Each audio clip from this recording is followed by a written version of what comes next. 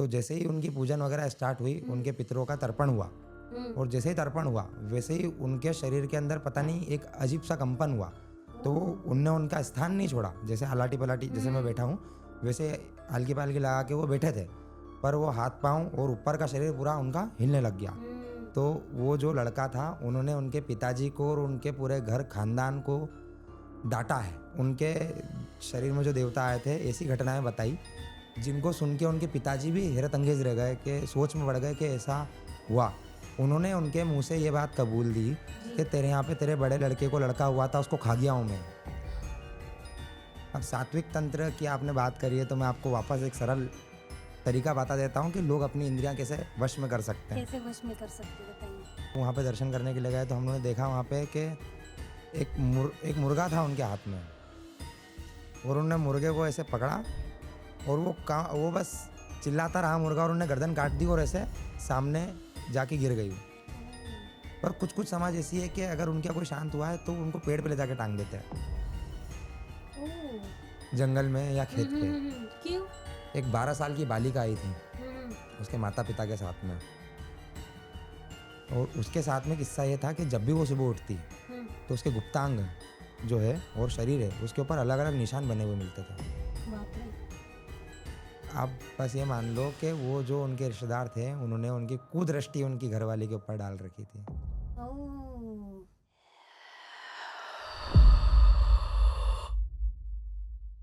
Hello lovely people, welcome to scary pumpkin horror podcast, जो सुनाता है डर की सच्ची कहानी उन्हीं की जुबानी। दोस्तों, आज के हमारे मेहमान हैं उज्जैन से श्री जयेश शर्मा जी। ये अवंतिका नगरी के तीर्थ पुरोहित जी है, और ये एक सात्विक तांत्रिक भी है, राइट? सात्विक तंत्र ज्योतिषी जी, सात्विक तंत्र ज्योतिषी है ये। तो आज ही हमें बहुत सारी उज्जैन की कहानियाँ सुनाने वाले हैं और हमें डराने वाले हैं। तो शुरू करते हैं, पहले आपका जो जर्नी है उससे स्टार्ट करते हैं। आपके बारे में थोड़ा बताइए, आपका परिचय दीजिए। जय श्री महाकाल। जय श्री महाकाल। तो सबसे पहले तो मैं जिस नगरी से आया हूँ उसकी व्याख्या मैं आपको एक श्लोक में करता हूँ। कहा जाता है, अवंतिकायाम विहितावतारम मुक्ति प्रदानाय च सज्जनानम अकाल मृत्यु परिरक्षणार्थम वंदे महाकाल महासुरेशम। ऐसी नगरी जहाँ पे शिव जी अलग अलग अवतार धारण करते हैं सज्जनों की मोक्ष की प्राप्ति के लिए और उनकी अकाल मृत्यु से रक्षा करने के लिए। ऐसी नगरी से मैं आया हूँ, और उसी के पास में केवल उज्जैन को डिस्क्राइब करना, केवल महाकाल महाराज के बारे में बताना नहीं है। उज्जैन की जो मूल जड़ है या अवंतिका की जो मूल जड़ है या अवंतिका जिससे फलीभूत है वो है माता शिप्रा। तो माता शिप्रा का उज्जैन में जितना महाकालेश्वर ज्योतिर्लिंग का महाकाल महाराज का जितना महत्व है उतना ही महत्व, या कह सकते हैं कि हाँ मतलब जैसे बहन ही है, अगर शिप्रा माता को बोला जाए तो महाकाल महाराज की बहन ही बोल सकते हैं अपन उनको। तो जितना महत्व भाई का उतना ही महत्व बहन का भी है वहाँ पे। और शिप्रा माता के लिए श्लोक बोला जाता है कि शिप्रायाम सर्वत्र पुण्यायाम ब्रह्म हत्योपारणी अवंतिकायाम विशेषण शिप्रा उत्तर वाहिनी। कि शिप्रा एकमात्र ऐसी नदी है जो ब्रह्म हत्या के पाप को भी धो देती है और मोक्ष को प्राप्त करवाती है। क्योंकि हमारे यहाँ पे भौगोलिक दृष्टि में अगर देखा जाए तो इस पृथ्वी में बहुत कम ऐसी नदियाँ हैं जो दक्षिण से उत्तर की ओर बहती है। उसमें मैं 2 ही नदी को जानता हूँ, एक तो हमारी शिप्रा माता और दूसरी है लखुंदर नाम की नदी, जो नलखेड़ा बगलामुखी माता जी का आपने सबने नाम सुना होगा। तो नलखेड़ा बगलामुखी माता जी के मंदिर के जस्ट पीछे बहती है लखुंदर नाम की नदी, वो भी उत्तर वाहिनी है। तो इन दोनों का ऐसा विशेष महत्व है। अब आपने मेरे बारे में पूछा था तो मैं आपकी जर्नी बताता हूँ। जी बिल्कुल। मेरा जन्म नलखेड़ा का है क्योंकि मेरी मम्मी नलखेड़ा के पास की है। तो एक तरीके से देखा जाए तो मेरी माँ बगलामुखी है, और फिर मैं पला और बड़ा हुआ 7वीं पीढ़ी पे आज अवंतिका में तीर्थ पुरोहित मेरे पिताजी और गुरु महाराज की कृपा से। तो पला और बड़ा में शिप्रा माता के किनारे, मतलब दोनों ही उत्तर वाहिनी है और दोनों ही दक्षिण से उत्तर की ओर ले जाती है, मतलब नर्क से स्वर्ग की ओर या मोक्ष की प्राप्ति करवाने के लिए। तो बस उन्हीं के साथ में जर्नी चलती रही। बाकी गुरुजी और पिताजी के द्वारा जो जो सीखने को पढ़ने को मिला उन सब के हिसाब से आज इतने योग्य हो गए कि आपके सामने बैठ के और सब बातें कर रहे हैं। जी बिल्कुल। अभी आप ये जो तंत्र विद्या करते हैं तो इसमें आपने कोई डरावना अनुभव किया है आज तक? सबसे डरावना अनुभव? जो तंत्र करता है जी। उसको पहले डर तो लगता नहीं है, पहली चीज़। फिर अगर आप अनुभव की बात करते हैं तो ये काले कपड़े वाले जो लोग रहते हैं या फिर जो तंत्र क्रिया ऐसे जो बताते हैं कि मसाणी मेलड़ी क्या होती है, मेलड़ी क्या होती है, शराब पीते हैं, मांस वगैरह खाते हैं, इन सब से मेरा तंत्र थोड़ा सा अलग है। ओके, कैसे? वो ऐसे हैं कि आपने ही अभी नाम लिया था सात्विक तंत्र, जी, सात्विक। तो पहले तंत्र के आगे मैंने सात्विक जोड़ा। जी। तो वो सात्विक का मतलब कि इसके अंदर ना मांस का उपयोग होता है, ना मदिरा का, ना मतलब मछली का इस्तेमाल करते हैं, और ना किसी दूसरी पदार्थ, मिथुन और मुद्रा की तो बात ही छोड़ देते हैं अपन। ओके। तो इसमें इन सब चीज़ों का कोई उपयोग नहीं होता। सात्विक तंत्र होता है स्वयं के ऊपर नियंत्रण करना। तंत्र के अंदर क्या होता है, मारण, मोहन, उच्चाटन, वशीकरण, स्तंभन इत्यादि जो भी कार्यक्रम होते हैं। जी। अब अपन स्टार्ट करते हैं मारण से। जी। मारण के अंदर जो काले कपड़े वाले तंत्र होता है, जिसको अपन वामाचारी बोलते हैं, जी जी जी। तो वो लोग ऐसे क्रियाएं करते हैं, अलग अलग चीज़ें गड़वाते हैं, किसी की बलि दिलवाते हैं, जी। कुछ करते हैं। जी। 2-3 किस्से हैं, वो भी बताऊंगा आपको मैं अभी आगे। बिल्कुल, बताइए बताइए। तो ये सब चीज़ों से मेरी चीज़ें बहुत अलग है। अलग है, ओके। ये क्योंकि गुरु प्रदत्त है, जिनके गुरु बलवान होते हैं उनको इन सब चीज़ों की आवश्यकता नहीं होती है। राइट। तो और गुरु आपको प्रदत्त तो आपके पिताजी गुरु होंगे आपके। मेरे पिताजी हैं। गुरुजी अपनी जगह गुरु बनाने पड़ते हैं, यज्ञोपवीत धारण करते हैं, या फिर अपन कोई भी नई दीक्षा लेते हैं तो उसके लिए गुरु महाराज का उपदेश होना आवश्यक होता है। ओके। यदि अगर आपको आपके पिताजी दीक्षित करते हैं किसी चीज़ को लेके, तो वैसे देखा जाए तो देखो, ना माता पिता, गुरु, बंधु बांधव और सखा मित्र, इनमें कोई भेद नहीं होता है, क्योंकि ये सब आते हैं आपके जीवन में आपको कुछ ना कुछ सिखाने हैं। राइट। तो इनमें कोई भेद नहीं होता। अब वो आप गुरु कह लो, पिताजी कह लो, माताजी कह लो, या दोस्त वगैरह कुछ भी कह लो, वो है तो गुरु ही। गुरु। ठीक है, तो उनसे जैसे अपन अगर कुछ भी सीखते हैं तो वो सब ऐसा होता है। अपने काम में ऐसा होता है कि सात्विक तरीके से वही पूजन करवाते हैं, पर वो लोग तामसी इस्तेमाल करते हैं, तामसी चीज़ें। उनके पास में शराब चाहिए, उनको मांस भी चाहिए, उनको और भी अलग अलग। अब सब चीज़ों का नाम लेना अच्छा नहीं लगेगा, तो उन सब चीज़ों को अपन हटा देते हैं। और अपन जो सात्विक चीज़ें होती है, जैसे काली तिल हो गई, उड़द हो गए, ये सब चीज़ें भी तंत्र के अंदर उपयोग होती है। सिंदूर हो गया, हिंगलू हो गया, चमेली का तेल हो गया, इत्र हो गया, आटे के दिए बन गए, पताशे जो वाइट पताशे होते हैं ना, पताशे वो भी इस्तेमाल होते हैं, नारियल, भूरा गोला, इन सब चीज़ें, नींबू, बलि के जगह पे नींबू का, नारियल का और भूरे गोले का उपयोग किया जाता है, ताकि किसी की पशु हानि ना हो। बराबर। अपन कलयुग में विराजमान है, पृथ्वी पर रहते हैं ना, अपने में इतनी सामर्थ्यता है कि अपन किसी को पैदा करके पाल पोस के बड़ा कर सकें। राइट। वो सब भगवान देता है अपने को, और ना अपने में इतनी सामर्थ्यता है। अगर अपने को पालने पोसने का हक नहीं है, अपने पास इतनी सामर्थ्यता नहीं है, तो किसी को मारना तो हमारे हाथ में नहीं है। हमारे हाथ में नहीं है। जहाँ पे जो चलता है वो अपनी जगह पे है, राइट। हमारे यहाँ पे नहीं होता। अब अगर अपन मारण की बात कर रहे थे, मारण विद्या, हमारे में मारण ये होता है कि सबसे पहले तो आपकी जो बुरी इच्छाएं, जो बुरा मन है, जो इधर उधर भटकता है दूसरी चीज़ों को लेके, उसको मारण बोला जाता है। उस मन को मार देना मारण है। स्वयं पे नियंत्रित कर लेना वो मारण है। ओके। और फिर अगर तंत्र सात्विक हटा दो और केवल तंत्र दे दें इसको नाम, तो तंत्र के अंदर जो मारण है वो किसी को मार डालना। राइट। जैसे कोई क्लाइंट आया, किसी ने बोला यजमान ने कि आप हमारे लिए मारण की क्रिया कर दें, तो आप बिना कारण जाने केवल अर्थ के लिए, केवल पैसा कमाने के लिए या अपना नाम बनाने के लिए किसी का काम हाँ कर दो और मारण करो, तो आप ये सोचोगे उसके बाद में आप अर्थ कमा के और फिर सुख से जीवन चला सकते हैं आपका, तो फिर ये तो आपकी गलत सोच है। फिर मारण के बाद मोहन, मोहन और वशीकरण, ये दो अलग अलग नाम है, पर दोनों का रूल है एक जैसा। मोहन में मोहित कर देना, वशीकरण में वश में कर लेना। मोहित कर देना मतलब जैसे गोपियाँ मोहित हो जाती थी कृष्ण भगवान की मुरली सुन के, वहाँ के सारे पेड़ पौधे, वृक्ष, जानवर, पशु पक्षी जितने भी थे, उनके बाल सखा, वो सब एकदम मंत्र मुग्ध हो जाते थे, उसको मोहित करना बोलते हैं।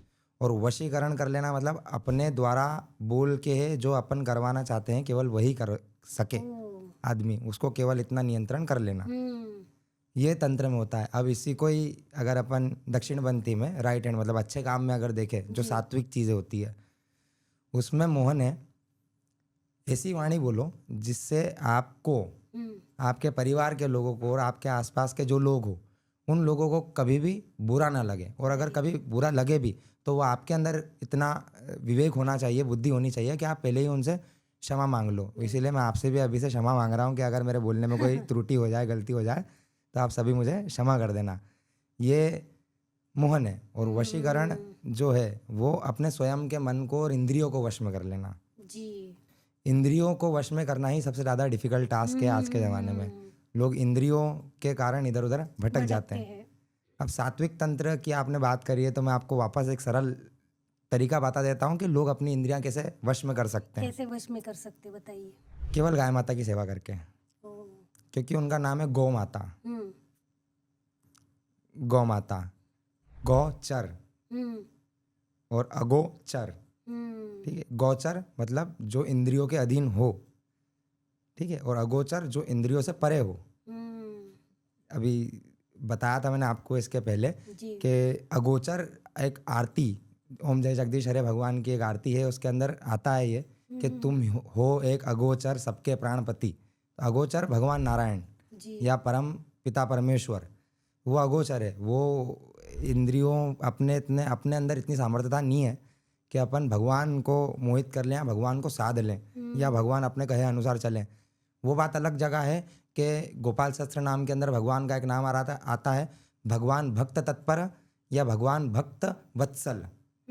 तो भक्त तत्पर और भक्त वत्सल, अगर इनको आपको जानना है तो पहले भगवान के लिए आपको इतना भरोसा दिखाना पड़ेगा, राइट।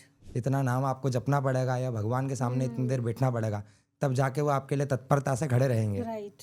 अब अगर आप ऐसा समझते हैं कि किसी की बलि दे के या मैं शराब पीऊँ तो भगवान जो मैं बोलूँगा वो करेंगे, या मैं शराब का हवन कर दूँ तो भगवान जो बोलेंगे वो करेंगे, तो फिर ये आपकी गलत सोच है। उसके लिए आपको पहले खुद से नियंत्रित होना पड़ेगा। और मैंने ये क्यों बोला है कि गाय माता की सेवा से इंद्रियां वश में हो जाती है। संस्कृत में गो या गाय माता को जब अपन संधि विच्छेद करते हैं तो गो से अमरकोश नाम की एक संस्कृत की डिक्शनरी है जो बहुत पुरानी है, उस गो को इंद्रियां बोला गया है संस्कृत के अमरकोश में। इसलिए अगर आपने गो की सेवा करी तो आपकी इंद्रियां तो वश में होनी है। बराबर। और अब अगर अपन सात्विक तंत्र की बात करें तो सात्विक तंत्र के लिए एक देवता उज्जैन में विराजमान है जी। कौन से? वो हनुमान जी है। और वो हनुमान जी है, उनका नाम है गेवी साहब, गेवी हनुमान। गेवी हनुमान मंदिर है उज्जैन में, गोपाल मंदिर के पहले आते हैं वो। ढाबा रोड सवारी मार्ग में ही है, महाकालेश्वर की सवारी निकलती है उसी मार्ग में है। और उनका ऐसा है कि वो भी दक्षिण में विराजमान है। फिर उसके बाद में उनके पाँव के नीचे भी कोई है, और वो जो है वो अहिरावण ने जिस माता जी की सिद्धि करी थी वही माता जी है एक तरीके से देखा जाए तो। वो माता जी, उसने उसकी सारी शक्तियाँ, अहिरावण ने सारी शक्तियाँ जो थी वो माता जी, और वो 5 दिए जो लगा के रखे थे जब हनुमान जी ने पंचमुखी रूप धारण किया था, तो अहिरावण की धर्मपत्नी के गर्भ के अंदर एक शिशु था। और वो शिशु भी हनुमान जी से इतना क्रोधित हो गया था कि वो हनुमान जी के ऊपर उनसे लड़ने के लिए आया, लेकिन वो शिशु की हत्या करने के पहले हनुमान जी ने उसको पाँव के अंदर दबा दिया था। और ऐसी की ऐसी प्रतिमा वहाँ पे विराजमान है। और उस जगह को तंत्र पद्धति से ही स्थापित किया गया है। अच्छा।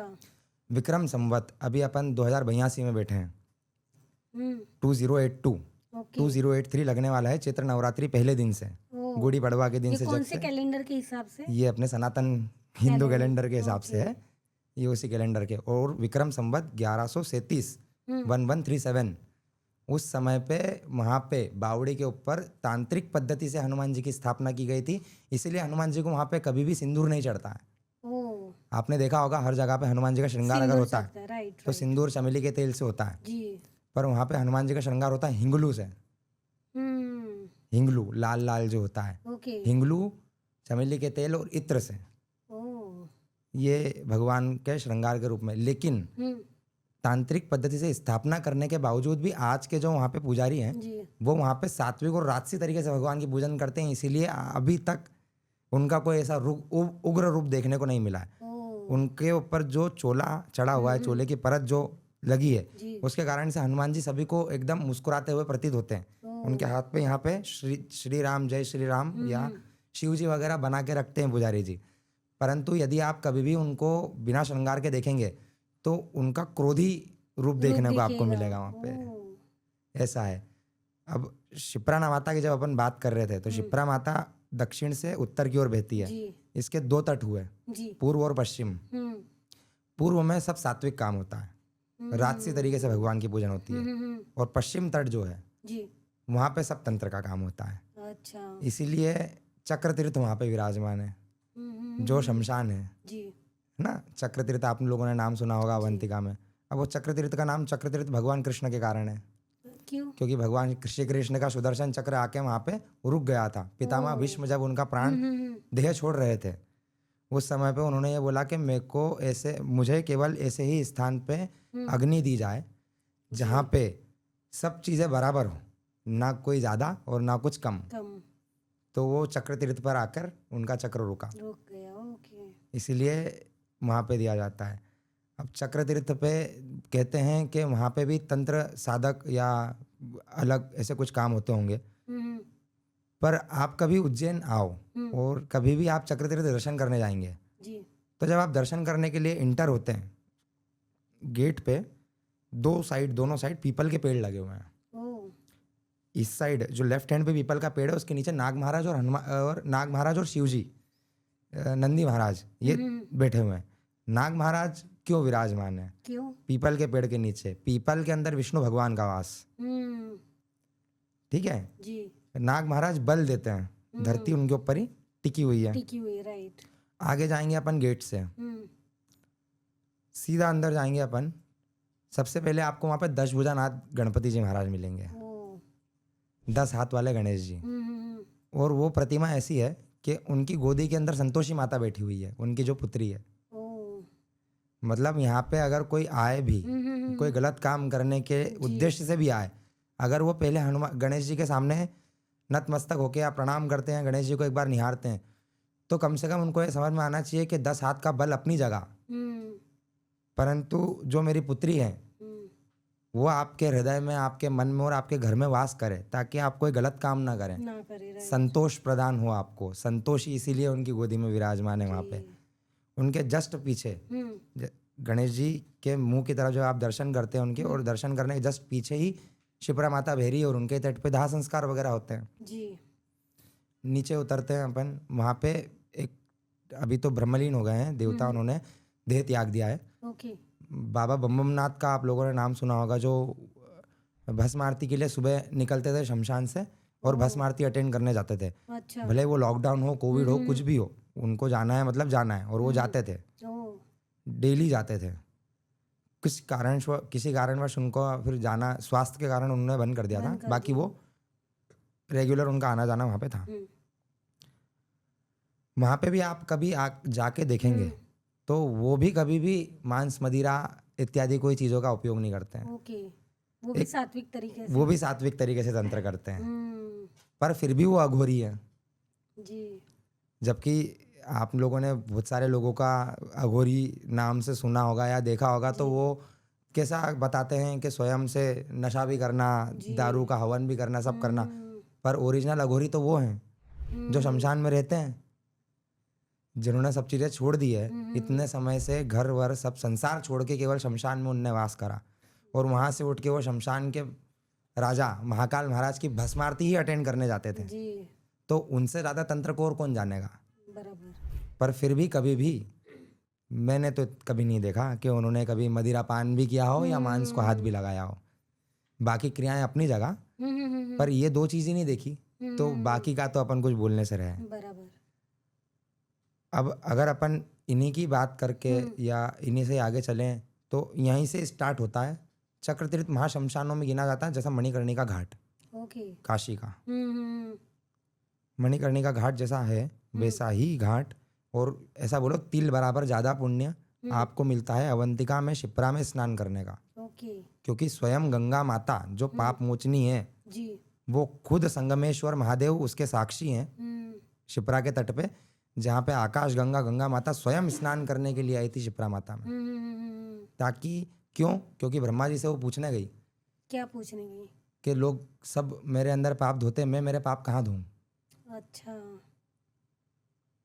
इसीलिए शिप्रा के लिए एक और श्लोक है, हम्म शिप्रा सुरसरी द्वारा पुण्या। सुरसरी नाम की देवताओं की एक नदी है जो देवताओं की ही है। ओके। शिप्रा सुरसरी द्वारा पुण्या, सुरसरी के समान पुण्य है। महाकाल निकेतना, जो महाकाल के पास बहती है। पाप मोचिनी, जो पापों को हरती है। मोक्षदा, जो मोक्ष देती है। धन्या, जो धन्य कर देती है। कृतार्थ, सफल, अपना जीवन सफल कर देती है, कृतार्थ कर देती है। धन धान्य विवर्धिनी, धन और धान्य की वृद्धि करती है। ऐसी माता शिप्रा है वो। शिप्रा है जी। इसीलिए उसके तट पे ही ये सारी चीजें कॉमन है। और फिर महाकाल में अवंतिका का नाम है एक प्रतिकल्पा। ओके। प्रतिकल्पा, अब उसका नाम प्रतिकल्पा क्यों है? क्योंकि वो हर कल्प में विराजमान होती है। अभी अपन जिस कल्प में बैठे हैं, कल्प मतलब काल, समय। हाँ, आप यही मानो, ओके। वो हर कल्प में विराजमान होती है। इसीलिए अवंतिका का इतना विशेष महत्व मैं वहाँ से भी ज़्यादा बताता हूँ, क्योंकि मैं वहीं का ही हूँ जी। ऐसा भी बोल सकते हैं आप। परंतु अगर वेद पुराण भी अगर आप उठाएंगे तो यही बात आपको देखने को मिलेगी। स्कंद पुराण में संगमेश्वर महादेव का उल्लेख है जी। स्कंद पुराण से ही मैंने एक कथा बताई आपको, गंगा माता यहाँ पे स्नान करने आती है। जी। अब ये तंत्र से भटक गए वैसे अपन, पर फिर भी हाँ, ये सब चीज़ें बहुत देखने की बहुत चीज़ें हैं। तो इसीलिए मैं सात्विक तंत्र को ही ज़्यादा अच्छा मानता हूँ, क्योंकि इसके अंदर किसी की कोई हानि नहीं होती है। जी। फिर व्यक्ति अगर कोई उसका उद्देश्य लेके भी आता है तो उसको अपन समझ सके, देख सके कि वो क्या करवाना चाह रहा है। राइट। इसीलिए ज्योतिषी भी देखता हूँ ताकि उसकी पत्रिका देख सके कि इसके भाग्य में या इसके चार्ट के अनुसार इसको ये सब चीज़ें मिल भी सकती है या नहीं। ओके। जो ये मेरे पास में इसकी बात लेके आया है, तब जाके अपन उसका काम कर सकते हैं। राइट। यदि केवल अर्थ कमाने के हिसाब से मैं उसका कोई काम ले लूँ जी। तो तंत्र करना मतलब पर्यावरण के साथ छेड़छाड़ करना। बराबर है। तंत्र को इंग्लिश में क्या बोलते हैं, आपसे पूछ रहा हूँ। तंत्र को तांत्रिकी तांत्रिकी बोलते हैं। या यांत्रिकी, इसको इंग्लिश में क्या बोलेंगे? Engineering, technique, technology, Indian institute of technology and science, IIT technology. तो वो आपके यहाँ पे IIT बॉम्बे है। तो अभी मैं जब आ रहा था तो गूगल मैप पे मैंने देखा तो वहाँ पे लिखा हुआ था यांत्रिकी। यांत्रिकी, टेक्नोलॉजी मतलब यांत्रिकी। तंत्र, मंत्र और यंत्र, ये 3 तरीके हैं भगवान को प्रसन्न करने के। जी।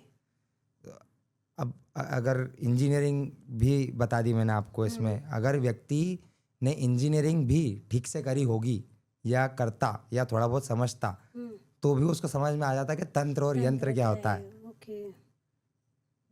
ठीक है। इसीलिए अब आप कभी भी अगर किसी इंजीनियर के मुंह से आपने ऐसा सुना है क्या कि मेरे को पढ़ाई करने के लिए इसको काटना पड़ा? वो डॉक्टर का काम है, क्योंकि वो सर्जरी कर रहा है, वो किसी को जिंदा करने की कोशिश कर रहा है। और आप इंजीनियर हो तो आपका काम है कि इसको सुचारू रूप से चलाना। इसीलिए आप इंजीनियर हो। कोई यंत्र आपके हाथ में दे दिया, ये माइक है, अगर मुझे इसका उपयोग नहीं पता है तो ये मेरे से बिगड़ना है। बराबर। इसीलिए मैं तांत्रिक हूँ क्योंकि मेरे को यंत्र चलाना आता है। बात वो है, शरीर जो है ये अपना एक यंत्र ही है। ओके। इसको अगर जिसने सिस्टमेटिक चलाया उसने सब चीज़ों को सिद्ध कर लिया, नहीं तो सब घूम ही रहे हैं, ढोंग कर ही रहे हैं। मैं आपको एक किस्सा सुनाता हूँ। बिल्कुल।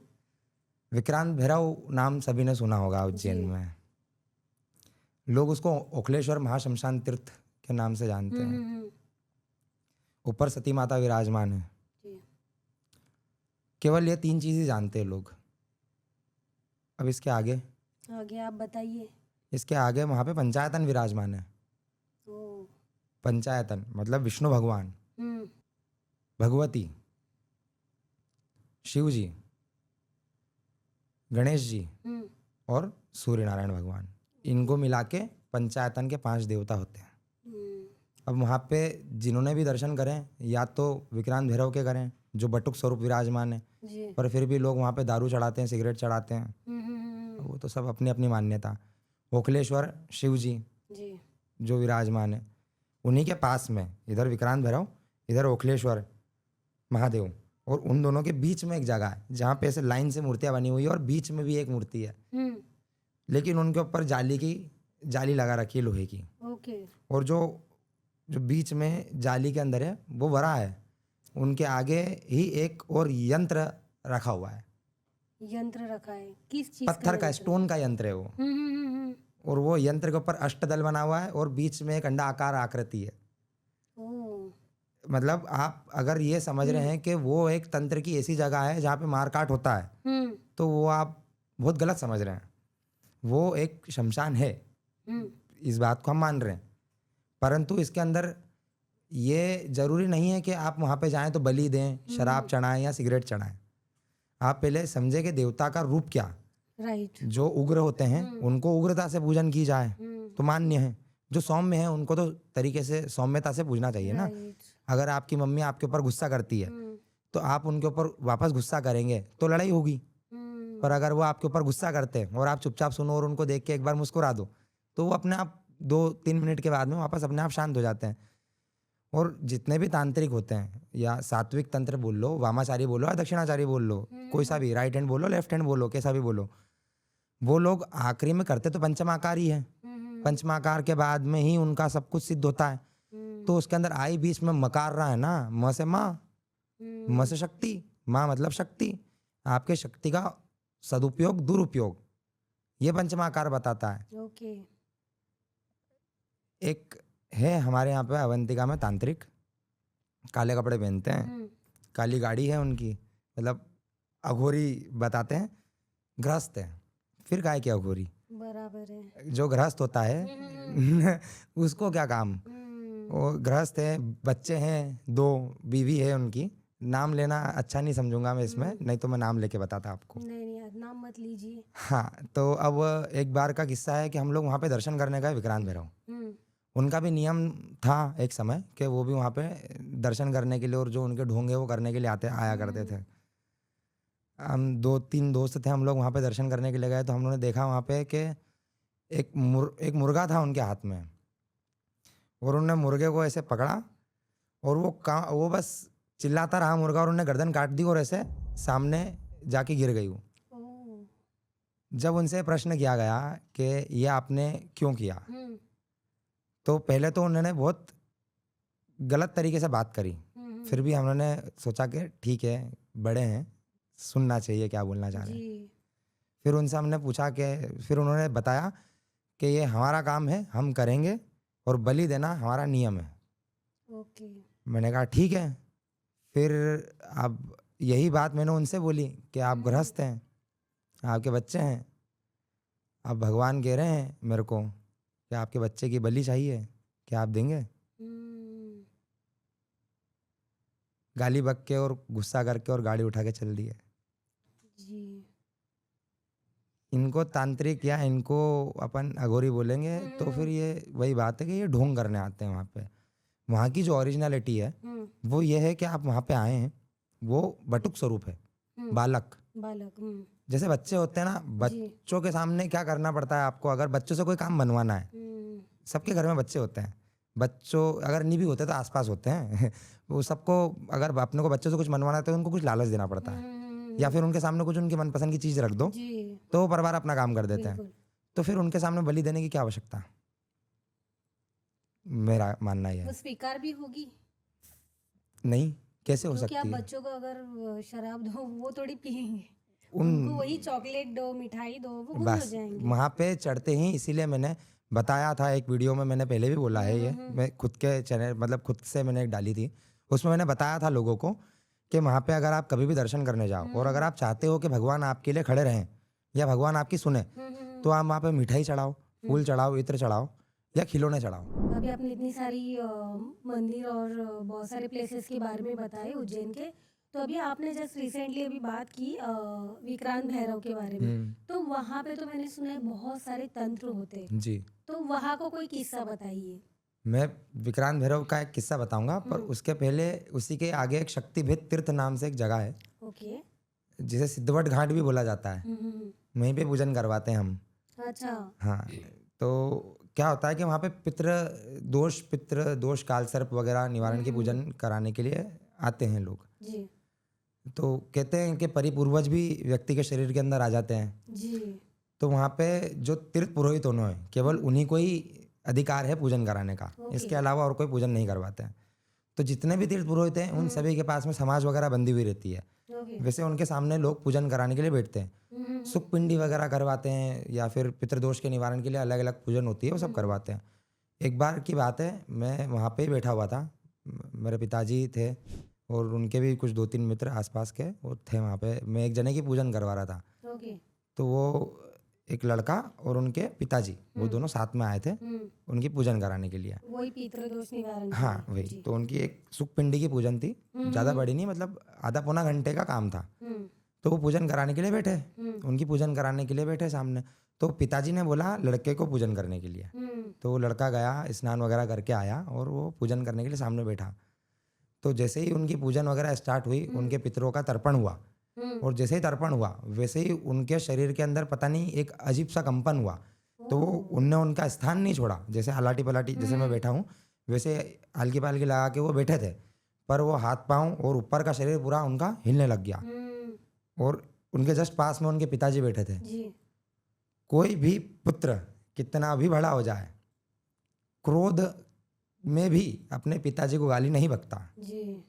परंतु वहाँ पे जब मैं पूजन करा रहा था, तो वो जो लड़का था उन्होंने उनके पिताजी को और उनके पूरे घर खानदान को डांटा है। ऐसा डांटा है कि वहाँ के जो आसपास के लोग थे वो केवल सुनने के लिए खड़े हो गए। और जब उनसे ये पूछा गया उनके पिताजी से कि क्या, तो बोले इन्हें शरीर में देवता आते हैं। तो हमने पूछा कि ऐसे तो फिर देवता अगर पीड़ित होते हैं, किसी के पितर अगर पीड़ित होते हैं या वे तृप्त नहीं हो पाते हैं, तो ही किसी का शरीर धारण करते हैं वापस बताने के लिए क्या है क्या नहीं। इसके अलावा तो और कोई विषय नहीं होता है। तो पहले तो उन्होंने उनके यहाँ की कुछ ऐसी घटनाएं, उनके शरीर में जो देवता आए थे ऐसी घटनाएं बताई, जिनको सुन के उनके पिताजी भी हैरत अंगेज रह गए, कि सोच में पड़ गए कि ऐसा हुआ। उन्होंने उनके मुंह से ये बात कबूल दी कि तेरे यहाँ पे तेरे बड़े लड़के को लड़का हुआ था, उसको खा गया हूँ मैं। मतलब उसका जो लड़का था वो मर गया, होते ही 3-4 साल का हुआ और मर गया।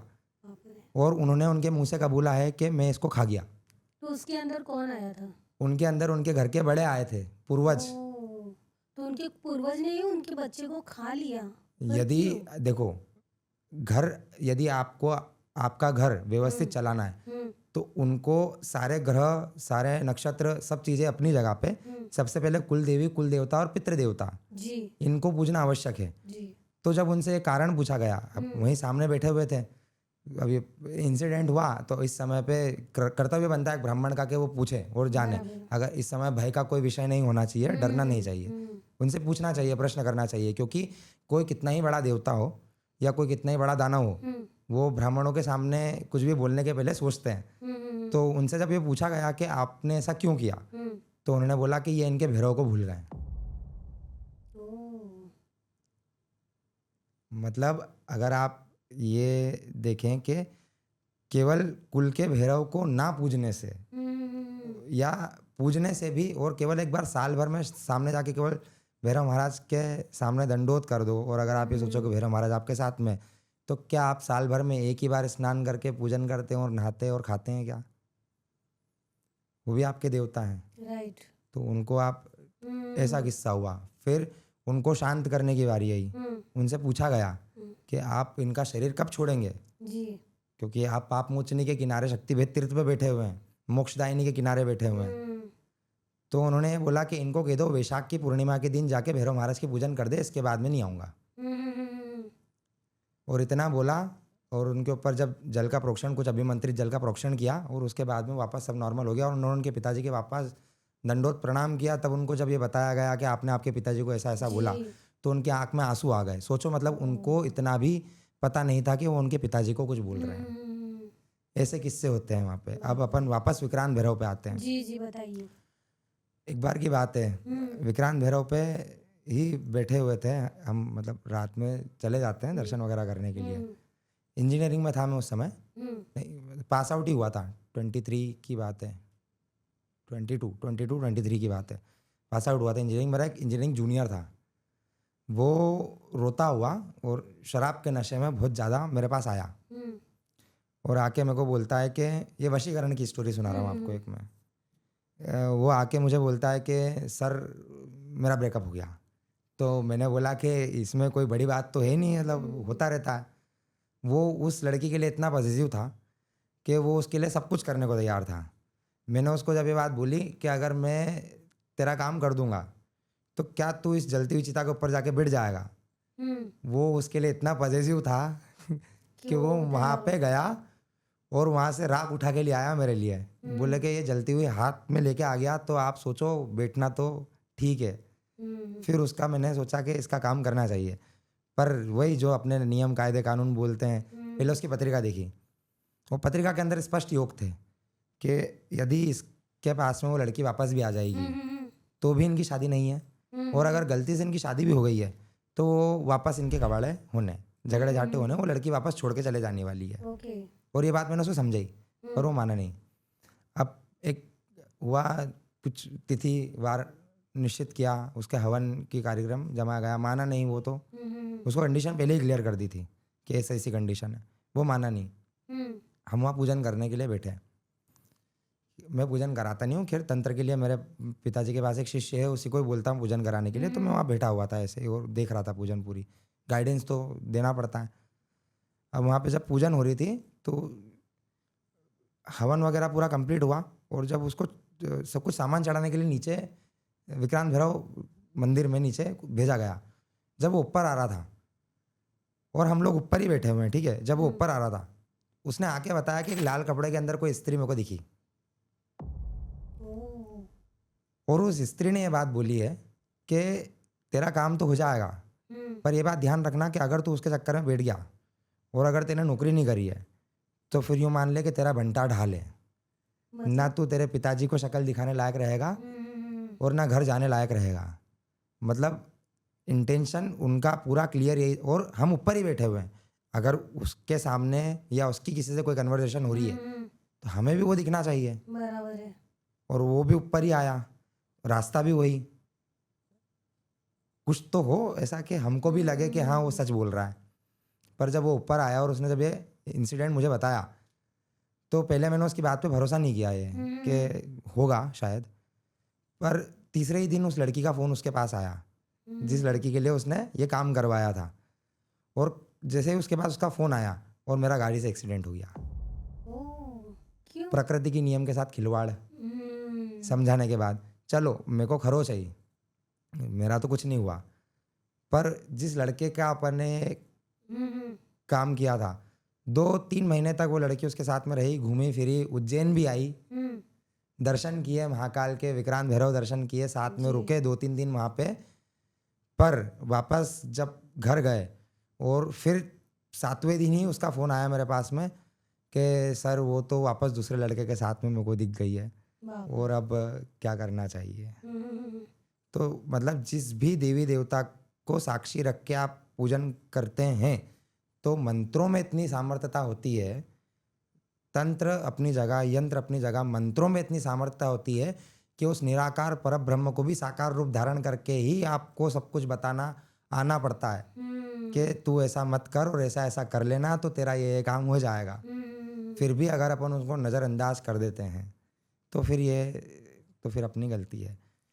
उसी के गांव का, जिस लड़के का ये काम किया, उसी के गांव का एक और किस्सा है उच्चाटन का। उच्चाटन कहते हैं कि उच्चाटित कर देना, किसी जगह से किसी को अलग रख देना, उखाड़ देना, इधर उधर कर देना। वो जिसकी ये किस्सा है, उनके घर के पास में एक बूढ़ी अम्मा रहती थी। उनके परिवार में कोई भी नहीं है, सब शांत हो गए, केवल वो अम्मा ही है। और वो अम्मा जानकार, ऐसा बताया उन्होंने कि उन्होंने लोमड़ी के सिर को अपने घर के डेली में गाड़ रखा है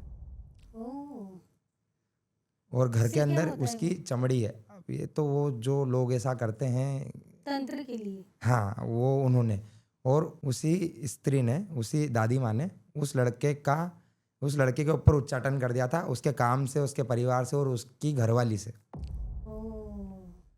वो इतना परेशान हो गया था कि उसके घर के अंदर 1 रुपए की कमाई नहीं हो रही थी और खर्चा 10,000 रुपये का हो रहा था।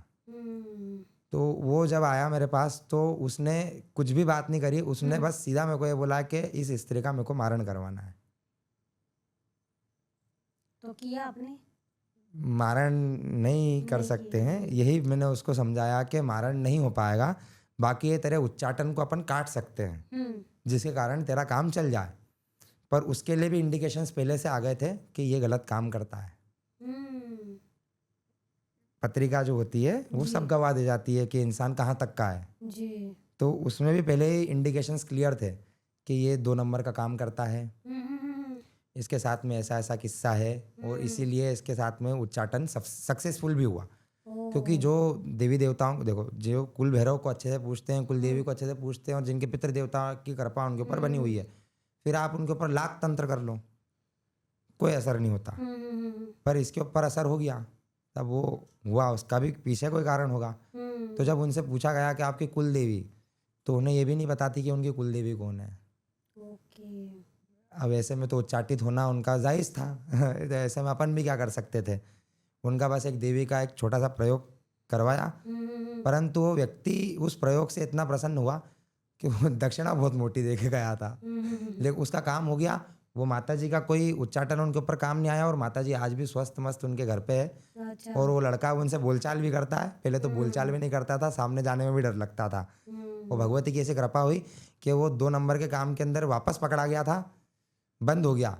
छुड़वाने के लिए फिर फ़ोन आया, फिर उसको वहीं पे बैठ के कुछ पूजन करने के लिए मैंने बोला, जी। उसने पूजन करी, वापस सिस्टमेटिक हो गया और अभी सब राजी खुशी में है। अच्छा हो तो गया, चलो। ऐसे ऐसे किस्से तो बहुत सारे होते रहते हैं। एक किस्सा है वहाँ का विक्रांत भैरव का ही, ऊपर जी। एक बटुक भैरव नाम से, मुंड भैरव नाम से एक भैरव महाराज स्थापित है।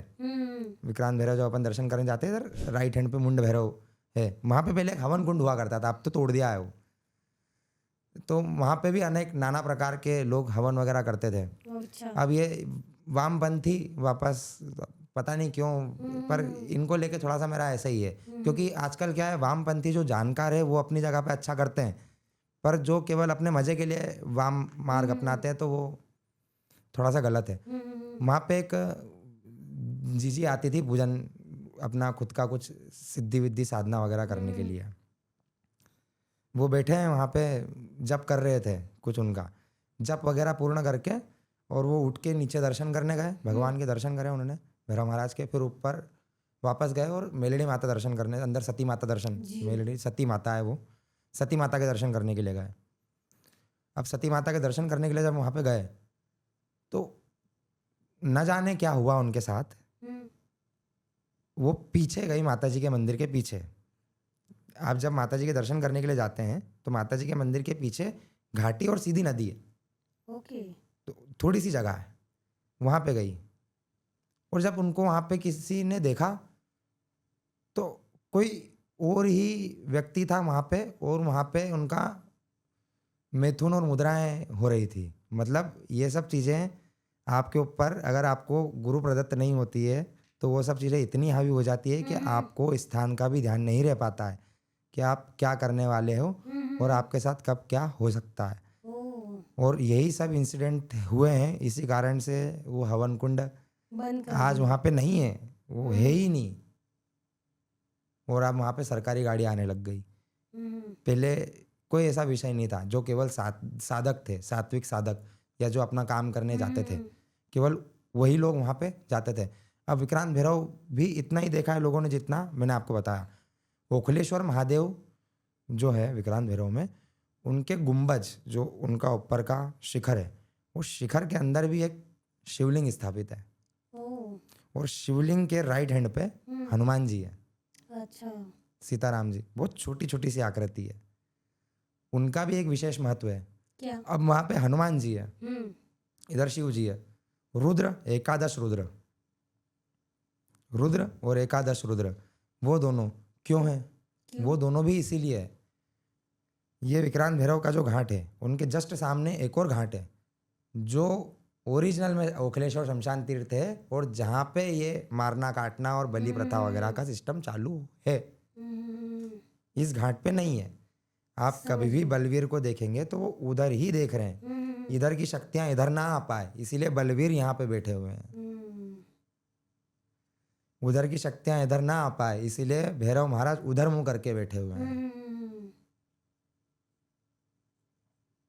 ये समझने का विषय है। उधर की शक्तियां इधर ना आ पाए, इसीलिए भगवती इधर मुंह करके बैठी हुई है। कहते हैं भगवान की पीठ के पीछे अधर्म, और भगवान के सामने धर्म। राइट। तो जो भगवान के सामने काम करें वो धार्मिक काम हो तो ही अच्छा। बलि देना वगैरह ये सब चीज़ें अगर आपको करनी भी है तो वो जहाँ होती है, जिस तरीके से होती है, किसी गुरु के उपदेश में होती है, वहीं होती है। ओके, अभी आपने इतनी सारी कहानियाँ बताई तंत्र की, राइट। तो हमने भी एक कहानी बनाई थी तंत्र के ऊपर, जिसमें सगी बहन अपनी बहन पर तंत्र करती है। हाँ। जैसे कि बड़ी बहन होती है वो अपाहिज होती है, और छोटी होती है वो नॉर्मल होती है, चल फिर सकती है, और वो बहुत खूबसूरत भी होती है। तो पहले से ही ऐसा था कि बड़ी बहन अपाहिज है, उसको हमेशा किसी ना किसी का सहारा लेना पड़ता है। तो जैसे जैसे बड़ी होती जाती है वो अपनी छोटी बहन का सहारा लेती है। जैसे बड़ी बहन के पास कोई दोस्त नहीं होता है तो छोटी बहन ही उसकी दोस्त होती है। कहीं पे जाना है तो छोटी बहन को लेकर जाना है।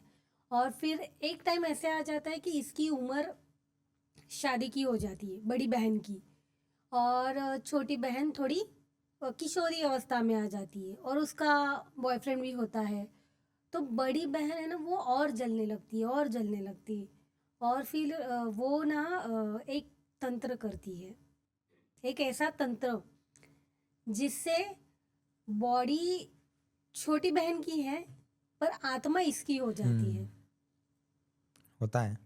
और ऐसा तंत्र करती है कि बहुत सारे वो बाल लेती है, उसको जानबूझकर ना गिराती है।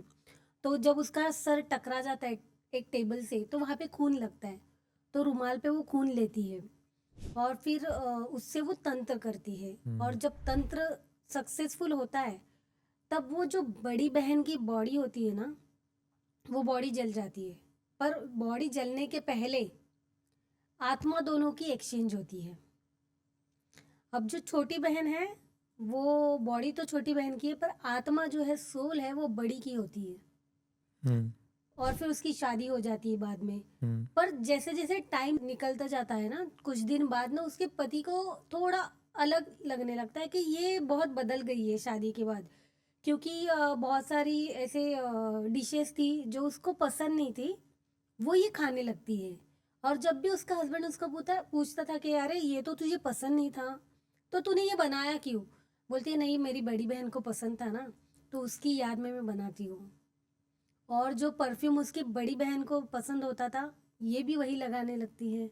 इवन इसकी स्माइल, बोलने का तरीका, कपड़े पहनने का तरीका सब चेंज हो जाता है। और फिर एक दिन ऐसा आ जाता है कि उसकी माँ का कुछ जन्मदिन होता है, और उस दिन इनको पता चलता है कि कुछ तो गड़बड़ है। फिर ये लोग कुछ कहानी बनाते हैं कि ऐसे ऐसा कुछ एक स्टोरी बनाते हैं और उस पे उसको ऑब्जर्व करते हैं। फिर इन लोगों को पता चलता है कि नहीं, एक्सचेंज हो गया है आत्मा। और फिर एक तांत्रिक को बुलाया जाता है, फिर वो तंत्र करके जिसकी आत्मा है उसी, और वो जो लड़की है, बड़ी लड़की जिसने उसकी बहन की आत्मा है ना, वो एक जार में बंद कर देती है, एक मटके में मतलब, और वो कबर्ड में बंद कर देती है। ऐसा नहीं कि उसको जला दिया, उसके एशेस को रख देती है।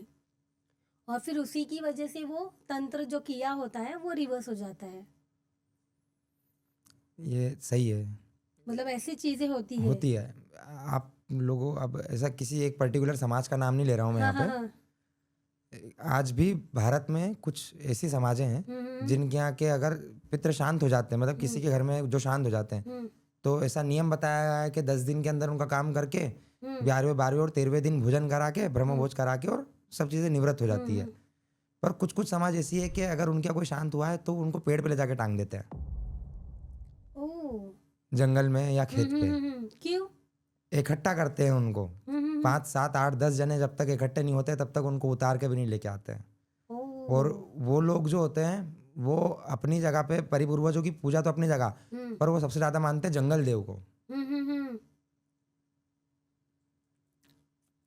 फिर वो क्यों? जंगल में बांधते उनको और फिर एक साथ लेके आते हैं। क्यों? क्योंकि तब तक उनकी एनर्जी जितनी होती है उन सबको वो रोक के रखते हैं, किसी को मुक्त नहीं होने देते हैं।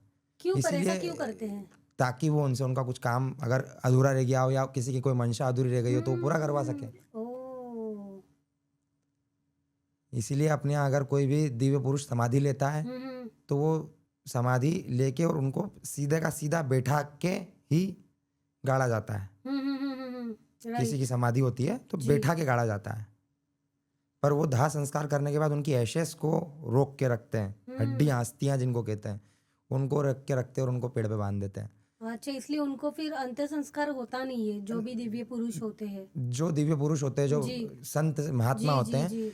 वो लोग, उन लोगों के पास में इतनी शक्ति भगवान ऊर्जा दे देता है कि वो उनका समय पहले ही निर्धारित कर देते हैं जी। कि मैं राइट। इस समय जाऊंगा। जी, वो और खुद समाधि ले लेते हैं। हाँ, राइट। खुद समाधि ले लेते हैं, जी। सहस्त्रार से अपना जो तेज है वापस भगवान को समर्पित कर देते जी हैं जी। और वो खुद ही शव हो जाते हैं। मतलब उनकी शक्ति भेज के और शव हो जी जाते हैं, नहीं तो जी। वो शिव है।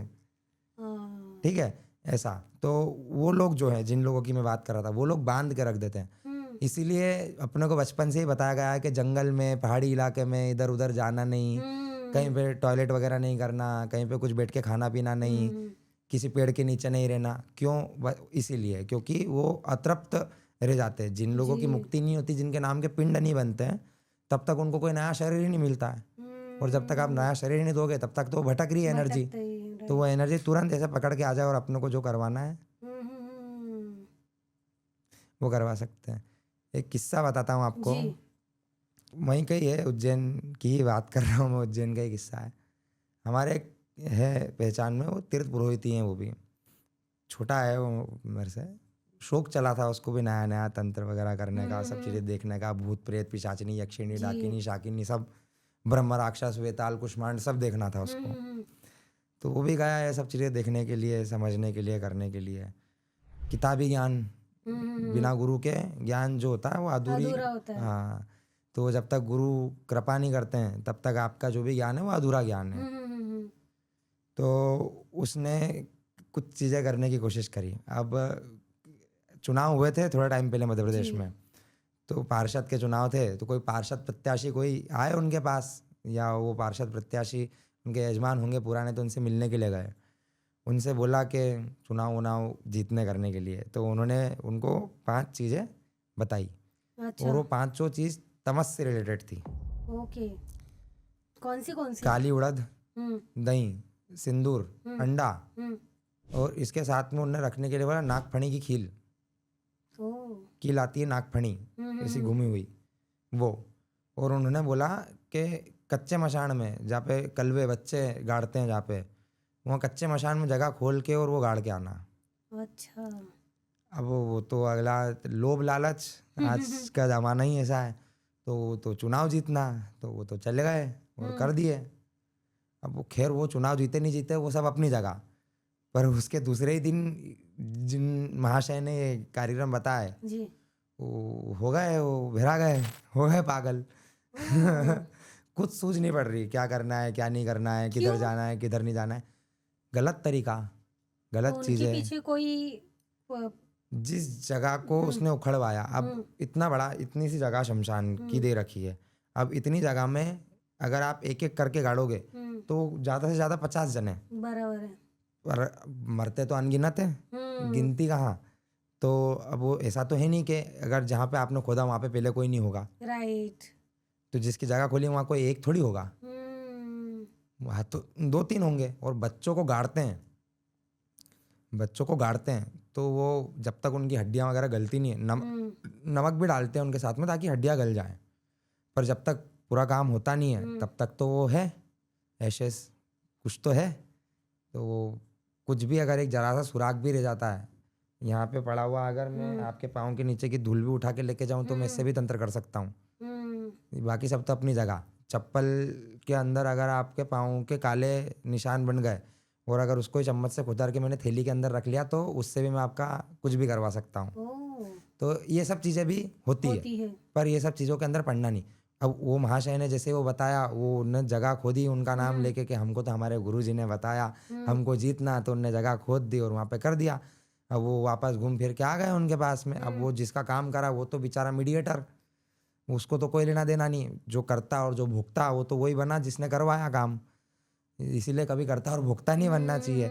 अब उसने वो काम तो करवा दिया, पर उसके दूसरे तीसरे दिन से असर चालू हो गए थे उधर, अच्छे अच्छे रुझान आने लगे, पिताजी को नहीं समझ रहे हैं, घर बार छोड़ दिया, हाथ पांव बाप पटक रे। रहे हैं, गेट ठोक रहे हैं, लोहे के गेट को पला रहे हैं, आरती करना, शिप्रा माता की आरती करना नहीं आ रही है, कुछ भी समझ में नहीं आ रहा है। तो फिर वापस जो गुरुजी जानकार थे, उनको जिनके दिखाया। जिनको देख देख के वो सब सीखे थे, उन्हीं गुरुजी के पास जाके बैठे और वो गुरु महाराज की कृपा हुई तो आज वो स्वस्थ मस्त और आनंद में, अब भगवान की कृपा चल रही है उनके ऊपर। नहीं तो वो वहीं पे शिव बताए गए थे। पर हुआ क्या था? हुआ यही था कि वो जो एनर्जी जिसको गाड़ा वो गया छेड़ था। रहे थे, जिस एनर्जी से वो काम करवाना चाह रहे थे, तो वो उनका जो तरीका था वो गुरु प्रदत्त नहीं था, पहली चीज़। दूसरी चीज़, वो तरीका गलत। अगर गुरु प्रदत्त नहीं है तो भले आप सही तरीके से कर रहे हो, वो तरीका गलत। अगर आपको किसी ने सिखाया नहीं है, आपको किसी ने बताया नहीं इस बारे में, तो वो तरीका गलत। अगर आप सामने बैठे हो मेरे, अपने 1 to 1 कन्वर्सेशन चल रही है, अभी मैं आपको अगर अच्छे से बोलूँगा, निवेदन करूँगा कि मुझे पानी की बोतल दीजिए, तो आप बिल्कुल, आपका मन होगा तो आप उठा के देंगे, और अगर मन नहीं होगा तो आप बोल देंगे कि रखिए, आप पी लीजिए, ठीक है। पर अगर मैं ज़बरदस्ती आपको बोलूँ हाथ उंगली करके कि पानी की बोतल दो मुझे, तो कब तक कोई सहन करेगा। और वो एक जना तो था नहीं, चलो ठीक है, एक जने की अगर अस्थियाँ होगी वहाँ पे तो वो एक जने ने माफ़ करा। अब वो आपने शमशान खोदा है, शमशान में कोई एक जना तो होता नहीं है, तो वो इकट्ठा। एक 12 साल की बालिका आई थी उसके माता पिता के साथ में, और उसके साथ में किस्सा ये था कि जब भी वो सुबह उठती तो उसके गुप्तांग जो है और शरीर है उसके ऊपर अलग अलग निशान बने हुए मिलते थे। बाप रे, स्कैरी। अलग अलग निशान। उसके माता पिता परेशान, और वो अच्छी स्वस्थ मस्त थी जब तक उसकी 16 साल की उम्र, हाँ 12 और 4 16, हाँ 16 साल की उम्र हुई, तब तक वो पूरी खत्म हो गई थी।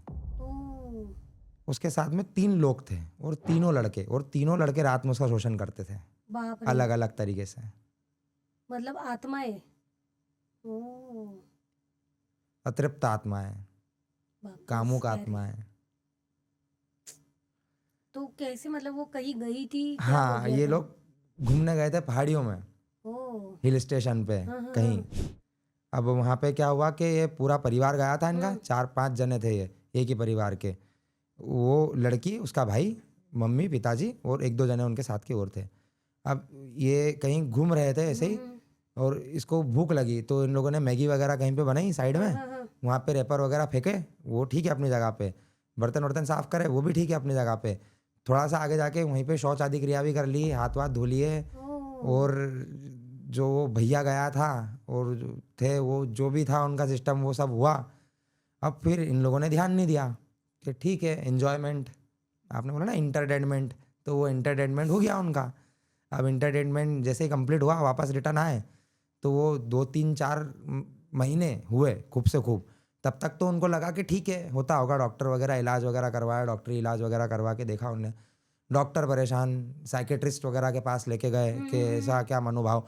अब वो 12-13-14 साल की बच्ची, ज़्यादा से ज़्यादा, उस बच्ची को क्या ही समझ में आता होगा। वो स्कूल जाना, कोचिंग जाना, मम्मी पापा जो बोल रहे हैं वो करना, चलो आधुनिक जमाना, मोबाइल, चलो अगर कुछ होगा भी तो पकड़ा है, राइट राइट। घर वालों को पकड़ा है, पर सब कुछ खंगाल दिया, स्कूल जाना बंद कर दिया। बाप रे। क्यों? स्कूल में मन नहीं लगता, पढ़ाई नहीं करनी, खाना खा ले, नहीं खाना, मेरे को तो यही खाना, ऐसा ही करना, वैसा ही करना।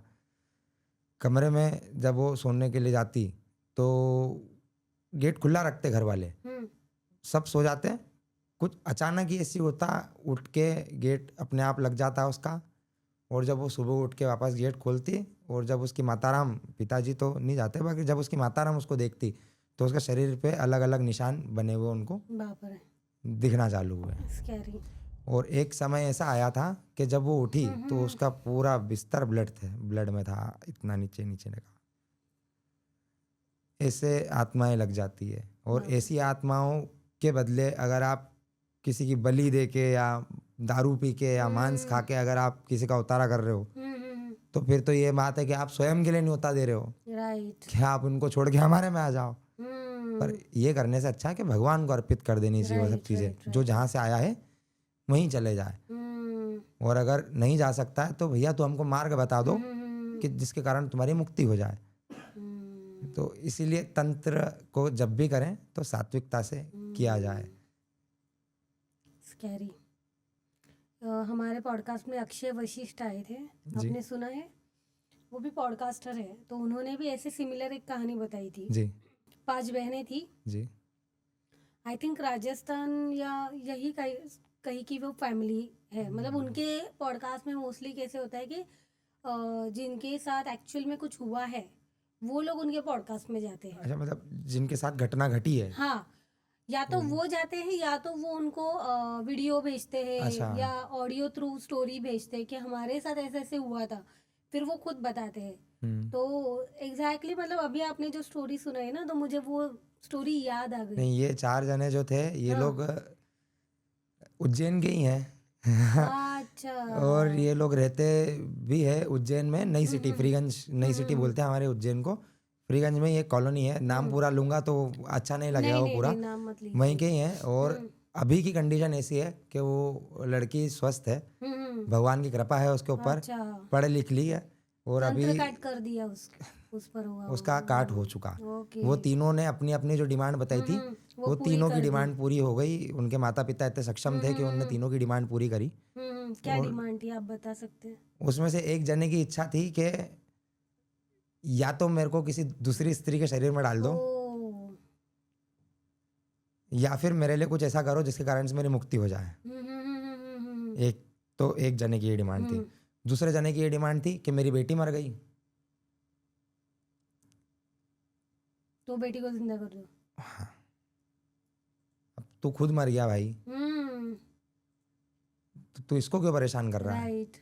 और तीसरा इंसान ये था कि मेरी शादी हुई और मेरी घरवाली मुझे छोड़ के चले गई थी, अच्छा, तो मैंने सुसाइड कर लिया। तो उसको भी नहीं छोड़ना था। फिर इन तीनों के लिए वही सिद्धवट घाट, शक्तिभेद तीर्थ, पिशाच मोचन तीर्थ, यही अवंतिका है जहाँ पे सब चीज़ों का काट हो जाता है सात्विक तरीके से। पलाश बनवाया, तीनों प्रेत बुलाए, जलाया, पिंड करे और फ्री कर दिया। ओके। जय जयकार हो गए, भगवान के पास धाम पहुंच गए वो भी। और वो बालिका आज स्वस्थ मस्त, उनके माता पिता आज दुआ दे रहे हैं। लग रही है अपने को अच्छा है सब। पर हमने जो कहानी सुनी थी अक्षय के मुंह से, हाँ उसमें थोड़ा अलग हो गया था। हाँ, वो क्या था। तो ये फैमिली थी कुछ 4 या 5 बहनें और एक लड़का, सबसे छोटा उनका भाई था। जी। मतलब 5 लड़कियों के बाद ये लड़का हो गया था। तो बहुत ही प्यारा दुलारा लड़का था। और उनकी फैमिली और उनकी नेबर की फैमिली, ऐसे 2 फैमिली कहीं ऊटी या कहीं तो घूमने गए थे। ये राजस्थान के फैमिली थे शायद। और फिर जब लौटे ना, तब वो लड़का रात को जब भी सोता था ना तो रो रो के उठता था, और हर सुबह उसके बॉडी पे ना जले हुए निशान होते थे। और ऐसे ही कर करके ना 6-7 साल ऐसे ही निकल गए, पता ही नहीं चला। फिर वो जब प्रॉपर 18 साल का हो गया ना, तब और अग्रेसिव होने लगा, अपनी बहनों को डांटने लगा, चिल्लाने लगा। छोटी छोटी मतलब बहनें उससे इतना प्यार करती थी ना, बचपन में वो बहुत बहनों से प्यार से रहता था। पर जैसे वो 18 साल का हो गया ना, बहुत अग्रेसिव होने लगा ऐसे कुछ। और फिर वो बोलने लगा कि मुझे वहाँ जाना है, मुझे वहाँ जाना है। तो एक दिन इसके पेरेंट्स उनके ना कहीं शादी में गए थे, तो इसने अपनी बहनों पर ना हाथ पैर चला दिए, मतलब मार दिया उनको, पीटा। फिर जाके इसके उनके पेरेंट्स को थोड़ा अजीब लगा कि इतना मतलब अजीब क्यों बिहेव कर रहा है। तब जाके उन्होंने थोड़ा बाहर बाहर का देखा कुछ, तब उनको पता चला कि जहाँ ये लोग घूमने गए थे वहां से उसको बाधा हुई थी। और जिसकी बाधा हुई थी, जो प्रेत उसके अंदर था, उसको उसके भाई ने मारा था ऐसे कुछ। तो उसको बदला लेना था, इसीलिए वो इतना मतलब वो वेट कर रहा था कि ये बड़ा हो जाए, फिर मैं इसी के हाथ से बदला लूंगा। बराबर है। फिर वो तांत्रिक के पास लेके गए वहाँ पे कुछ, तो उन्होंने बोला कि ये मान नहीं रहा है, इसको बलि चाहिए। फिर वो बोले कि एक काम करो, ये लड़के को पूछो कि इसकी सबसे पसंदीदा बहन कौन है। तो बोला सबसे छोटी वाली, मतलब 4 या 5 लड़कियां थी ना, उसमें से छोटी वाली इसको बहुत प्यार करती थी। वो बोला ठीक है। फिर वो लड़की को लाया गया, अगले कुछ उनको जो भी दिन बताया था उस दिन लाया गया। और फिर दोनों को एक घेरे में बिठाया गया। और इस जो लड़का था पजेस था, उसके अंदर का तो वो लड़का निकल गया, पर ये लड़की को बोला गया कि इसके बाद तुम कभी भी शादी या कोई भी मतलब आप समझ रहे हो ना, ऐसे मतलब रिलेशनशिप में नहीं रह सकती। तो वो लड़की का सौदा किया गया था कि ये अभी लाइफ टाइम सिंगल रहेगी, तो वही मैं बता रहा हूँ और कि फिर जाके वो वृंदावन में कुछ रहने लगी, ऐसे कुछ साध्वी मतलब हो गए फिर तो। सात्विक, हाँ। ये अच्छा काम है कि साध्वी हो गए। इस तरह से क्योंकि उनको भी एक ही लड़का था, तो उन्होंने 4-5 बेटियां कष्ट हैं, है। तो एक लड़की की उन्होंने ऑलमोस्ट मतलब बलि ही हो गई ना, सही है, वैसा। बलि हो जी, गई। अभी वो कुछ अपनी मर्जी से कर नहीं सकती, कोई सही। संसारिक रूप से कुछ सुख भोग नहीं सकती, पर ऐसे हो गया। भाग्य है उनके भी अगर देखा जाए तो, हम्म। कि बिना कुछ करे भी उनको अगर जी। संन्यास मिल गया तो फिर हम्म। इससे ज़्यादा और क्या ही चाहिए मनुष्य जी जीवन में जी आने के जी, बाद और में। वो भी फिर तैयार हो गई, ठीक है भाई, भाई है भाई बस, के लिए भाई उतना तो बनता है। करुणा। जी। पुणे का एक मेरे मेरे मित्र हैं, उनके यजमान, उनके पास में फ़ोन आया हम्म। कि पत्रिका दिखवानी थी पंडित जी। हम्म। वही पुजारी जी, तांत्रिक हनुमान जो मैंने आपको बताया ना, गेबी हम्म। हनुमान, जी। उनके पुजारी जी, उन्हीं के पास फ़ोन, वो हम्म। हमारे मित्र हैं, उन्हीं के पास फ़ोन आया उनके यजमान का कि कुछ समस्या है, पत्रिका दिखवानी थी। अब वो गुरुजी ने बोला पत्रिका देखने के लिए, तो उनकी पत्रिका देखी। हम्म। अब उनकी पत्रिका देखने पे लगा कुछ ऐसा कि इनसे बात करनी चाहिए। तो उनको जब फ़ोन लगा के बात की गई, तो उनका सबसे पहला ही शब्द मेरे लिए ये था, पंडित जी बाकी सब चीज़ अपनी जगह ठीक है, हम्म। मैं मेरी मतलब घरवाली हम्म। से सबसे ज़्यादा और बेटी से सबसे ज़्यादा परेशान हूँ, जबकि मेरे माता पिता भी यहीं हैं पुणे में। पुणे में। और मैं इतना दयनीय हो चुका हूँ कि मेरे को मेरी माता पिता की सेवा करनी चाहिए, पर मेरे माता पिता मेरी घरवाली की सेवा कर रहे हैं। अच्छा। अब जब उनसे ये कारण पूछा गया हम्म। कि ऐसा क्यों, बोले सारे डॉक्टर का इलाज करवा लिया, ये कर दिया वो कर लिया, अभी तक कुछ समझ में ही नहीं आ पा रहा है कि क्या हुआ। उनकी बीवी को। हाँ, हम्म। तो उनकी पत्रिका देखी, देख ही रहा था उस समय जब मैं बात कर रहा था, तो उनकी पत्रिका में था कुछ ऐसा योग। मैंने उनसे बोला कि आप कोई स्थान छोड़ के आए हुए हैं? बोले हम पहले उज्जैन में ही रहते थे। अच्छा। तो मैंने बोला कि उज्जैन में तो रहते थे, उज्जैन के पहले? हाँ, बोले हम एक गांव में रहते थे। तो मैंने क्या, गांव में आपके कोई कुल देवता है हम्म। या पालड़िया महाराज बोलते हैं, जो पितृदेवता मतलब का स्थान देते हैं जिन लोगों को, वो पालड़िया महाराज बोलते हैं। अब अब मालवा क्षेत्र के लोग जो होते हैं, उनसे पूछा मैंने कि क्या ऐसा कुछ? तो कहते हैं हाँ, ऐसा कुछ है। मैंने कहा कब गए थे आप लास्ट टाइम? बोले पंडित जी 12-15 साल तो यहाँ आए हुए गए, तो अभी तक तो जवाया नहीं। मैंने कहा चलो ठीक है, एक चीज़। फिर मैंने उनसे पूछा कि आपके घर के अंदर आपके ही टच का कोई व्यक्ति पैंट शर्ट पहन के, ब्लैक बेल्ट लगा के, ब्राउन कलर के लाइट ब्राउन शूज़ होते थे उसके, कभी चश्मा लगाता कभी नहीं लगाता, एक इतनी इतनी मूछ, ट्रिम मूछ रखता था, और हल्की हल्की दाढ़ी थी, एक साइड के बाल रखता, और सुंदर दिखने वाला कोई व्यक्ति आपके टच में आता जाता था आपके यहाँ? तो उन्होंने बोला कि हाँ। पहले तो वो बताना नहीं चाह रहे थे, क्योंकि कोई भी ऐसा नहीं बताना चाहेगा कि राइट। क्या है क्या नहीं। तो उन्होंने कुछ जवाब नहीं दिया। मैंने बोला कि ये उन्हीं का काम है, अच्छा। और वो मानने को तैयार नहीं थे। वहाँ पे हमने फ़ोन रख दिया। 15 मिनट बाद उनका फ़ोन वापस आया, पंडित जी मैं मीटिंग में था, मैं ऑफिस में बैठा हुआ था, मैं अभी जस्ट बाहर निकला हूँ, आप जो बोल रहे हो बिल्कुल सही, और मैंने उनको पहचान भी लिया है। मैंने बोला कि अब वो आपके घर पे तो आते नहीं है? तो क्या हाँ। मैंने कहा तब से समस्या हुई है? हाँ। आप बस ये मान लो कि वो जो उनके रिश्तेदार थे, उन्होंने उनकी कुदृष्टि उनकी घरवाली के ऊपर डाल रखी थी। ओह। तो उनको कुछ नाम मिला, इस कारण से उन्होंने उनकी घरवाली को ही शिकार बना लिया। अच्छा। अब उनको कुछ उपाय बताए हैं, अब अगर भगवान चाह रहे हैं कुछ अच्छा होना तो वो कर रहे होंगे, राइट। और अगर नहीं तो फिर जैसा चल रहा है ऐसा चल ही रहा है। तो ऐसा भी हो जाता है कि जो बाप रे। अपने से रोज टच वाले जो लोग रहते हैं, किसी का मन कैसा वो आप कभी नहीं जान सकते, राइट। क्योंकि मनुष्य के, एक जरा सी बात बोल के कंक्लूड करूंगा, मनुष्य के शरीर के अंदर 10 दरवाजे हैं, और उसमें सबसे ज़्यादा दरवाजे उसके सर में हैं, केवल इतने इतने भाग में, 2, 2 4, 2 6, 7, 7 दरवाजे तो यहीं यहीं हैं। यहाँ की जो उपज है उसको यहाँ से ख़त्म कर देना चाहिए। अगर वो यहाँ से नीचे उतरता है तो ये पूरी चीज़ जाम कर देता है। यहीं नहीं रहना चाहिए, यहाँ से जो आया यहाँ से बाहर करना।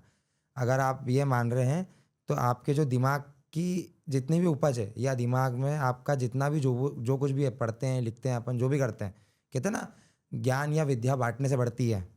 तो बांटने से क्यों, ये आपका गुदा द्वार है मान लो आप। जितना भी आपने बचाया वो सब यहाँ से निकालना, ताकि अगर ये गलत होगा तो भी सामने वाले को समझ में तो आए कि गलत बोल रहा है, ताकि वो आपको करेक्ट करे। पर अगर आप कुछ बोलोगे ही नहीं और जो मन में केवल मन की टस लेके बैठे रहोगे जी। तो फिर तो आप आपके शरीर ही खराब करने का काम करोगे। इससे अच्छा है कि अपने जो मन में कम्युनिकेट है करो वो पूरी जी। भड़ास निकाल देनी चाहिए। हम्म बस मेरा यही मानना है और मैं हर बार यही बात बोलता हूँ सभी लोगों को कि जो आपके दिमाग की उपज है वो केवल दिमाग तक मत रहने दो। इसको किसी के साथ में बैठ के, मैं कह रहा हूँ किसी का साथ बुरा लग रहा है सभी को, तो भगवान तो है और भगवान के मंदिर में बैठने का नहीं बोल रहा हूँ मैं, आपके घर के अंदर बैठने का नहीं बोल रहा। जहाँ जगह मिल जाए आपको वहाँ बैठ जाओ, जहाँ आपको शांति मिलती है वहाँ बैठो, पर बस उससे बात करो और किसी से बात मत करो। अगर आपने उसको पकड़ा तो वो आपके लिए भक्त तत्पर है, और अगर नहीं तो फिर तो वही आता है, वरदान भी वही देता है श्राप और भी हो जाता है। लेने। रावण प्रकांड विद्वान, अनेक अनेक आशीर्वाद, अनेक अनेक विद्याएं और तंत्र जो व्यवस्थित है, रावण रावण संहिता जी व्यवस्थित है वो, उसके जैसी कोई किताब नहीं है, मतलब ऐसा मान लो आप अभी, हाँ मैंने भी सुना है ना, उसके जैसी कोई किताब नहीं। तो वो इतने ज्ञाता है। वो शिव जी के 5 गणों में एक गण है, शिव जी के 5 गणों में एक गण है रावण। फिर भी लोग पुतला जा रहे हैं, लेकिन लोग राम कभी नहीं बन पाए, है ना। अब उनके साथ में सिस्टम क्या था, महा पराक्रमी और महातपस्वी, तो शिव जी ने प्रसन्न होकर सब कुछ दे दिया, लंका दे दी, सब दे दिया जो जो उनको चाहिए था। पर वही एकादश रुद्र के अवतार में हनुमान जी बन के आए और जो दिया वही राख करके और चले गए। और उन्होंने ही तरीका मंदोदरी के पास से कह सकते बाण भी वही लेके आए थे, जिसके कारण रावण के नाभि का अमृत सुखाया जा सकता था। तो देने वाला भी वही है और लेने वाला भी वही है। वो आपके विवेक बुद्धि के ऊपर है कि आप उसको कैसे उपयोग में ले रहे हैं। इसलिए भोगो, पर भोग में उलझो मत। भोगो भगवान का प्रसाद समझ के और भोग के छोड़ दो जी। कभी भी उसके प्रति आशा तृष्णा नहीं रखना, नहीं तो यही प्रेत योनि मिलनी है, भटकना है, किसी दूसरे के शरीर में जाना है, फिर किसी तांत्रिक के सामने बैठना है और फिर डिमांड रखनी है। इसलिए जो दिमाग की उपज है वो वहीं के वहीं खत्म कर देनी चाहिए। जी जी जी बिल्कुल। थैंक यू सो मच पुरोहित जी, आप यहाँ तक आए और बहुत सारी कहानियों के साथ साथ इंफॉर्मेशन हमारी ऑडियंस को दी। और आई होप आपको ये एपिसोड पसंद आया हो, तो लाइक करें, शेयर करें और सब्सक्राइब करना भूलना मत। जय श्री महाकाल। जय श्री महाकाल।